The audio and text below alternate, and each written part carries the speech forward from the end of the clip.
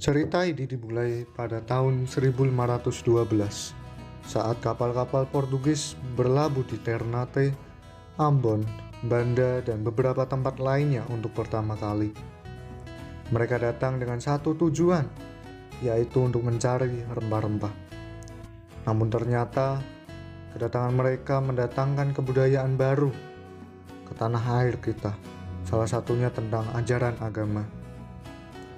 Terhitung dari tahun 1522, beberapa rahib Fransiskan mendarat di Ternate. Karena terdesak, rahib-rahib itu harus bergeser ke Halmahera, dan di Halmahera tetap ada penolakan dari penduduk pribumi. Dengan berbagai usaha dan praktek, maka penyebaran mulai berkembang. Di tahun 1546 dengan adanya seorang misionaris yang termasyhur, ia adalah Franciscus Xaverius. Namun, perkembangan ini bukan tanpa hambatan, melainkan juga ada perlawanan dari agama lain dan dari saudagar-saudagar Portugal.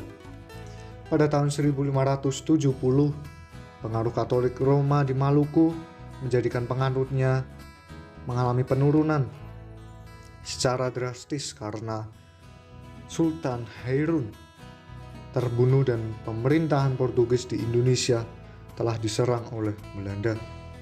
Tahun 1600, Belanda dan Inggris merebut kekuasaan atas laut dari Spanyol dan Portugal. Dan kedua tahun kemudian didirikanlah VOC. Hal ini menyebabkan agama Kristen Protestan menyebar di beberapa daerah seperti Ambon, Ternate, dan yang lainnya. Banyak pendeta Belanda juga bekerja di VOC. Tugas mereka bukan hanya untuk kepentingan rohani, tetapi juga untuk memperbaiki pendidikan. Menurut Voetius, tujuan utama pekabaran Injil ada 3, yaitu pertobatan kaum dari kafir, Muslim, dan Yahudi. Yang kedua, penanaman dan pembentukan jemaat tempat. Yang ketiga, ada hormat dan pujian terhadap Tuhan dan penyertaan rahmat-Nya di samping semua pergumulan yang terjadi.